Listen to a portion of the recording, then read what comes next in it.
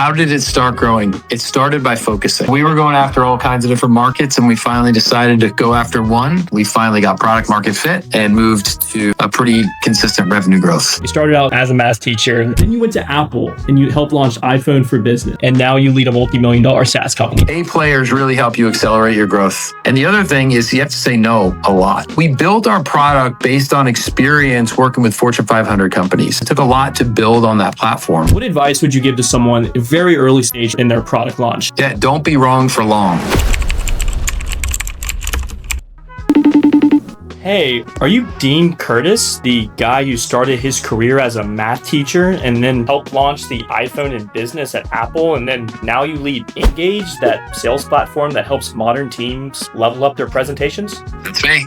Whoa, okay. So I'm here taking notes on my next sales presentation, and I just figured I'd call you. So there's no shortage of these sales tools out there, Dean, and you're running one that's actually helping people and teams perform better, out in the real world. So figured I'd call you and just see, when you stepped in Ingro, how did this thing start growing? Yeah, thanks for giving me a call today. So how did it start growing? It started by focusing. So we were going after all kinds of different markets, and we finally decided to go after one. And that's when we finally got product market fit and moved to a pretty consistent revenue growth. Insane. Okay, so Dean, I have several questions for you. So you were a math teacher, right? You started out as a math teacher, and now you lead a multi-million-dollar SaaS company. So what's one skill you picked up in the classroom that you now use as a CEO? It's a good question. I think the idea, so when I was a teacher, I was a middle school teacher, and you had to make sure that you were speaking to the level of the audience, but not at the same time making sure you were speaking down to them, right? So as a middle schooler, I gave people a lot of credit and thought through how can I communicate to them so that I didn't treat them like kids anymore, because they're not young, but they're also not totally adults. So How does that translate? Being able to read the room and understand how to communicate based on who I'm talking with. Interesting. I'm sure it's been a long journey. A little bit different leading a team at Ingage than leading a classroom. Just a little bit. Yeah. Kind of. Sometimes you think life is a middle school, but I'll leave that one for another time. That's good. Then you went to Apple and you helped launch iPhone for Business, which is crazy. So what's one lesson from those days that still shapes how you lead and build at Ingage? Yeah, I tell you what, the one thing that I took away from my time at Apple, A players really help you accelerate your growth. It's huge. One of the big tenets at Apple is really to be an A player. And one of the things that I learned through managing at Apple when I was there was, yes, you want to coach up people, but there's a certain limit for some people. And if you really want to accelerate your growth, you need to have A players. And the other thing is you have to say no a lot. And especially when you're a startup and you're growing, you want to say yes to everything. So being able to pick those things you say yes to is probably one of the bigger challenges, but also one of the things I learned at Apple that takes us forward today, to pick the right things to say yes to. Gotcha. So you joined Ingage in, was it 2019? Is that correct? 2017. 2017. So you joined in 2017. You didn't start off as CEO, right? No, I was a chief revenue officer. Revenue officer. So obviously when you joined versus when the company had first started, was there any moves that you guys pulled that might have been like a scrappy play or something that just worked really well that you may have not thought would have worked out the way it did? Well, I mean, we were really responsive to the people who would talk to us. So rather than go and try and find people who would talk to us, we would just, if they came in through the website, we'd use that to learn.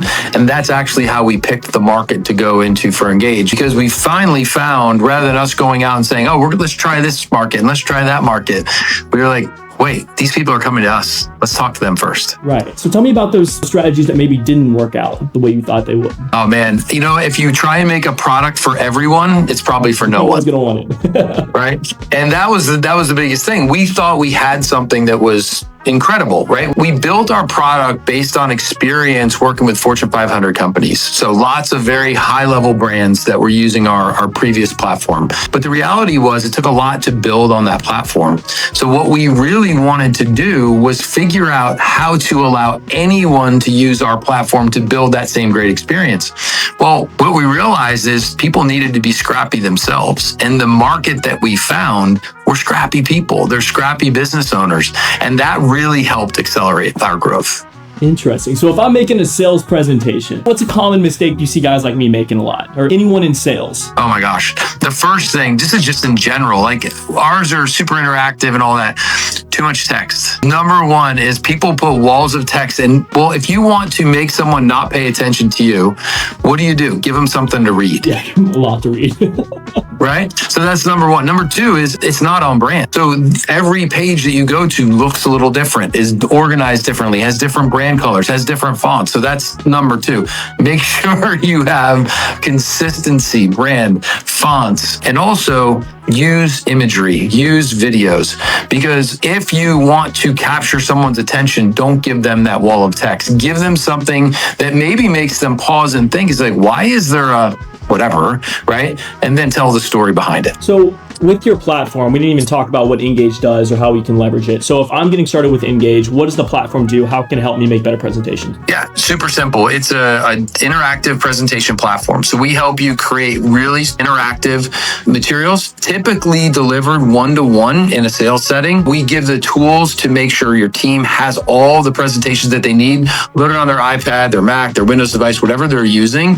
And then the coup de grace, I think, is the analytics on the back end. So it's not just for the person who's presenting, it's also for the leadership who wants to know, is that content actually landing? Are the people who I'm enabling with that content able to do it and present it in a way that I've trained them on? So we focus on sellers because sellers typically have a very specific sales system that they're going through, and we give the leadership the analytics to know whether they're with them or not, and who wants to do ride-alongs nowadays. To go and actually see, did Dean actually deliver the content in the way that we train them? And is he converting it at the level that we would want him to? Interesting. Are you guys using artificial intelligence on the back end of that or inside the product? We are not today, but we will be soon. We will be soon. Interesting. Any sneak peek of what that'll look like? I mean, the idea is, if you think of any analytics dashboard today, a lot of times what you have is people are like, a canned report. It gets sent to me at 7:00 in the morning. I open it up. I'd rather people say, hey, how'd Dean do last week? Or, hey, who was my top rep who actually followed the sales process? And then correlate that to data. So more Q&A based AI stuff than canned reports that get delivered via email. That's kind of last year. So what do people say about obviously transitioning from like a service-based business to a SaaS product? That's not easy, right? That's a big change. So it's a big change. What would you give people going through that? I'm sure there's a lot of common misconceptions about it. If you believe it's the right thing, make the choice and go do it. Maybe we tinkered for too long thinking it was the right thing and not ripping the Band-Aid off and saying, no, this is the right direction forward. And that costs us time. And time is probably our most valuable asset. So why waste that time? Why spend that time contemplating it? If you believe it's the right thing, make the change. Indecisiveness will kill growth. Absolutely. So if there's someone that is running a SaaS product and they're looking to grow, there's a lot of people that's being told a lot of different types of information out there, right, Dean? What's a common misconception about growing a SaaS product that people are constantly, maybe latching onto, always going after, but maybe they're ignoring something that's the real growth driver? What does that look like for you guys? Well, it's a pretty simple thing. Go talk to your customers. They're going to tell you exactly what you need to grow. Now, you can't listen to every little feature and flag that they want, but if you talk to enough customers, you will find out very quickly what it is that they need in order to grow. So go talk to your highest value customers, not just by revenue, but by usage. So if you go and look at analytics for your platform and you understand that maybe it's a smaller customer, but they use it every single day in their business and they're one of the highest usage customers that you have, go find out what makes it so sticky for them. And then the other side of that is some people who aren't. Maybe they were at one point and now they're not. What happened? What changed in their business? Very well, it might not be a feature or something in your product. It could just be the climate that they're operating in, but maybe there's a very quick win product thing that you can do to win them back. Interesting. So if you're going in, you're trying to get user feedback from one of your customers. I've been asked this before as well from clients of mine of what do I say? What do I ask? What are some questions that you would advise someone that's getting feedback from their customers? What kind of questions would be the best to ask? I think the first thing is to go back to them with the problem that they hired your software to solve. Hopefully in the sales process, you captured that during discovery. So you know that they bought your software in order to solve problem A, B, or C. So you go back and say, how are we doing? Are we helping you solve problem A, B, or C? Are there new problems that have come up in your business where A, B, and C are no longer important? Now D is really important. So go back to what was originally their intent and hold them accountable at some level. You said back when we started our relationship, this was important. Is that still important? What's changed in your business? Because things change all the time. Yes, they do. It really makes you think. So talk to me about if you were to start from scratch today, 0 users, 0 customers, how are you getting your first $100,000 in revenue? Where do you even start? Yeah. Well, first and foremost, I mean, and this is kind of how we did it the first time. You find that one customer who really falls in love with what you're doing, and not necessarily falls in love with your software, falls in love with the problem you're solving for them. And they see you as the solution to whatever that pain is that they're having. Then you ask them, do you have any friends who have the same problem? And they always say, of course we do. And then you go sell to them. And then you ask them. And then you go to their friends. And so if that doesn't work, and eventually you're going to tap out of their friend network, you go find other things that they're working with that are complementary to what you do. Maybe they're not things that you would eventually build into your platform, but they complement your software in how someone wins and gets value from what you're doing. So it's the partner play. Who could you go partner with in order to make even more value from what your solution is, and then increase the stickiness of maybe what the partner's doing as well? Highly underrated. So reaching out to channel partners, anyone that can share an audience with you and form a partnership. Yeah. It could be something as simple as a simple marketing, co-marketing. Hey, we do this, they do this. We're non-competitive, but boy, do we add a lot of value for you as a customer. Could be something like a service that gets added on top. Like some of our best partners are actually service providers that build content for our customers. Right. Huge win for both of us. We get the license revenue. Our customers are up and running faster, and these coaches can now build their sales system in our software and have their clients up and running on a platform that they really like. What does it take to build a partnership like that? Because a lot of partnerships I feel like kind of fizzle out, right? So how do you form a partnership that'll actually stick and work over time? It's super simple. Mutual value, right? Is what I'm doing for you a competitive advantage for you and a competitive advantage for me?